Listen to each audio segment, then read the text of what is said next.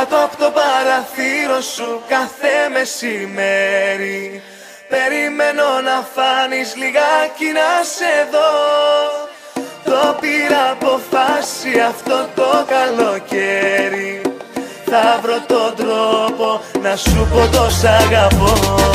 Εγώ σου λέω αστέρι μου, αν ήτανε στο χέρι μου θα ήσουν το τέρι μου και όλα με λιγάλα. Γι' αυτό και προσπαθώ κοντά σου λίγο να βρεθώ στο πλάι σου, να κοιμηθώ και δεν με νοιάζουν τα άλλα. Μα είμαι κακό παιδί, με πονηρό μυαλό. Είμαι κακό παιδί, με αυτό που θέλω είναι καλό. Θέλω να βγεις για λίγο στο παράθυρό σου, να φτιάξεις την ημέρα μου με το χαμόγελό σου. Είχα μια ρουτίνα όμως ήρθες και τη χάλασες. Χάνομαι συνέχεια μέσα σε δυο μάτια θάλασσες. Παραμύθι θα είναι η ζωή μας, το πιστεύω. Μωρό μου ρίξε λίγο τα μαλλιά σου να ανέβω.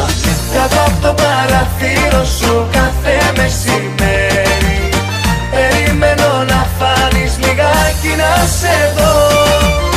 Το πήρα αποφάση αυτό το καλοκαίρι, θα βρω τον τρόπο να σου πω το σ' αγαπώ.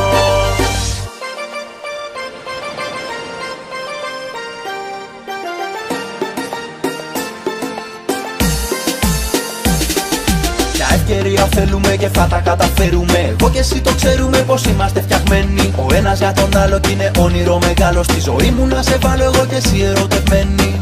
Κατά τα άλλα κάθομαι στα σκαλοπάτια σου και να χαρείς τα μάτια σου ξεπρόβαλε για λίγο. Κάτω από το παραθύρι σου το κάνω για χατήρι σου. Μέχρι να έρθει η νύχτα εγώ δεν πρόκειται να φύγω. Έστω για λίγο να σε δω αυτό με νοιάζει. Μέσα στην αγκαλιά σου ο ήλιος να χαράζει. Και δεν πειράζει αν και σήμερα δεν θα σε δω, γιατί έχω σημειώσει οδό και αριθμό.